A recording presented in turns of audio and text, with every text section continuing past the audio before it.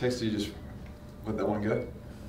Yeah, we won't let it go. Obviously, it was disappointing the way we started. So we'll review it just like a normal game, and it's disappointing. But you look across the competition on the weekend, and I think every single game, teams below won the game. So that's footy. You don't have to win them all to finish top two, though. I suppose there's a bigger picture for you guys, isn't there? Yeah, there's a bigger picture for us. You don't have to win them all, but ideally we don't dish up what we did on the weekend, because we're far better than that, and we'll review it today. Was that good, or were you below level? You probably go both ways. They were pretty good, and we were pretty ordinary, both in our ability to win our fair share in the contest, and then obviously when they had it, we were poor in being able to slow them down and pressure the opposition. And they're two areas that we pride ourselves in, and we weren't able to do that on especially in the first quarter. I think after quarter time we were able to win our enough share, but probably the damage was done. What do you think went wrong? Do you think you're a bit excited because you hadn't lost the game? No, as I said, we were poor in the contest, and we weren't able to slow them down and pressure the opposition like we want to. Guess it's a wake-up call, though. Oh, I wouldn't call it a wake-up call. It's just footy. Sometimes if you're not on top of your game, especially when probably sitting on top of the ladder where we are, teams want to challenge you, teams want to knock you off.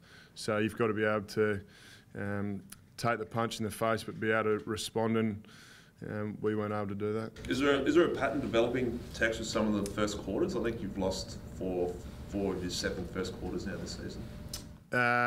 Look, to be honest, it hasn't really worried me too much. It's not ideal that we give teams a jump, but we've been able to resurrect what we've dished up in first quarters and play the way we want to. Because I know in past weeks Don's talked about it's been the players who have sort of driven that at quarter time. It hasn't necessarily come from him, it's come from the players, the leaders and stuff sort of driving that. I suppose being 10 goals down though, there wasn't a lot you could sort of do at quarter time.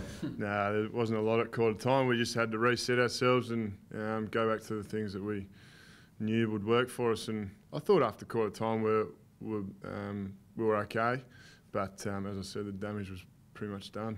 How's Tommy Lynch going? Tex, is he? Tommy, yeah, he's fine. Obviously, he'll have to pass his concussion test this week, and hopefully the big fella will get up for us.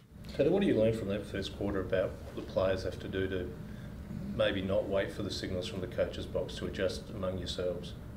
Yeah, look, as leaders, we haven't had our leadership meeting this week, but you need to take full responsibility as leaders. And I'll put my hand up first. It was probably one of my poorer games this year and probably the last 2 or 3 years.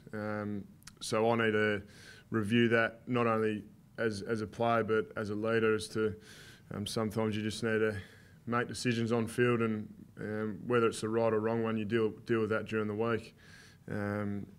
So yeah, as a leadership group, we'll review it to see, because it's a great learning curve for us as leaders. Are you worried about Charlie Cameron maybe potentially missing a few? Yeah, look, I will probably find out this afternoon what the MRP want to do and decide on that, but it's out of our hands now. Do you have to speak to him as a leader and say, obviously, no, it's not on? I don't think so. I think Charlie's matured into a fine young player, and I think he knows. I don't necessarily think I need to go up and speak to him. He knows. Tex, there was a stoppage in their forward 50. Brad Crouch gets the ball, and the only space he had to kick it to, coincidentally, was towards the boundary line. It was the farthest thing from deliberate. It was the only way he could go. Do players have any idea what sufficient intent and insufficient intent is? I think there's a bit of media around it that they've changed the interpretation of it. So, look, we just need to adapt to the interpretation. It's not much we can do. Do you know on the field when a ball's going towards the boundary line, there's a chance to be paid? I suppose there's a bit of doubt in your mind when it goes towards the boundary line what the umpire's going to pay. But as I said, we just got to play the game and let the umpires umpire the game. So how do you adapt to that? Good question. How much does that game reinforce? So, were you done? Yeah, I'm not too sure how we adapt to that. How much does it reinforce what Don Pike's been saying about contested footy to you? I suppose you don't need to get to this stage where we lose a game like this to understand how important it is. I think before this week we've been top 2, maybe first for contested footy, and we understand as a footy club that contested footy to us is a massive part of our game plan, and as soon as we go away from that, we'll get to the results that we had on the weekend.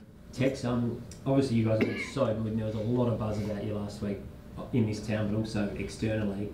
Was it a good lesson? I know Don alluded to it. I think Podsy Adelaide spoke about it on radio yesterday, saying it was a mental thing. Maybe we were believing our own hype a little bit. Is it a lesson in that sense, do you think? I don't think we believed our own hype at all. Like externally, there's probably hype, but internally, as a footy club, we understand what makes us tick as a footy club, and I think the improvement is how mature our footy club's become.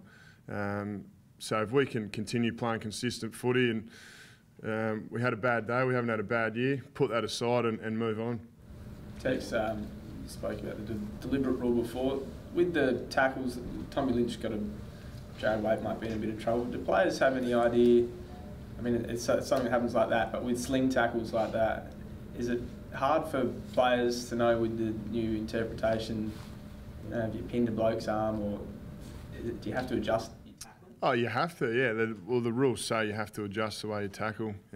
Obviously, the head's the most important part, and if you put the tackler or the bloke getting tackled in a vulnerable position, then it's your duty of care to take the consequence. Is that hard to do in a split second?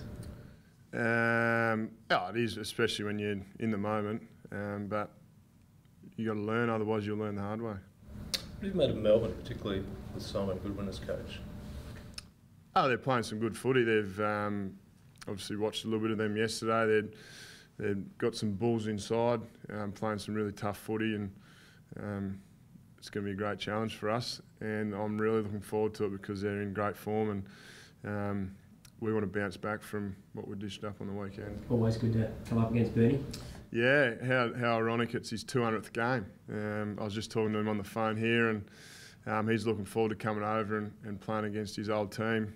200th game, so albeit I'd love to be a part of beating him, but yeah, he's had a great career, so it'd be great to have him back. You talked about contested footy, Tex, and so that's been a pretty strong point through the pre-season and the start of this year. You actually won contested possessions, I think, by 7, but it was obviously in the tackles you got.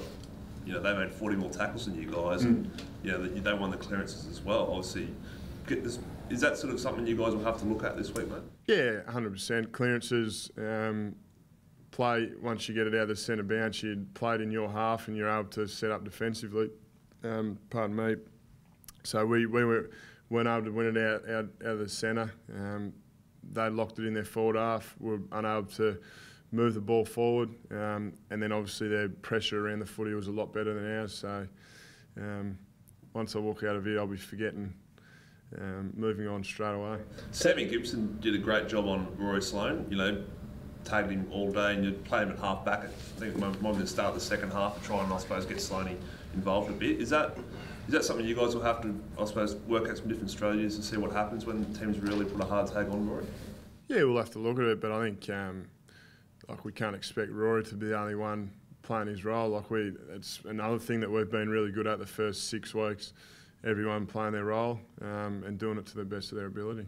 How much is that result on the weekend, Taylor, about if you set yourself up as the number 1 team, that everyone's going to come looking at you and try to find ways to break it apart? That's the beauty of playing good footy. Teams they probably envy the way we're playing at the moment. Apart from the weekend, they want to be, teams want to be winning and being at the top of the ladder. So teams are going to challenge us. Teams are going to knock us off our perch. So we're going to have to be mature enough to embrace the challenge and fight back. And I'll be pretty confident that we'll be able to do that on the weekend. Is Wayne Miller all right, or was he just managed? No, he was just managed, yeah. So I'm sure he'll be a good chance to come back in this week.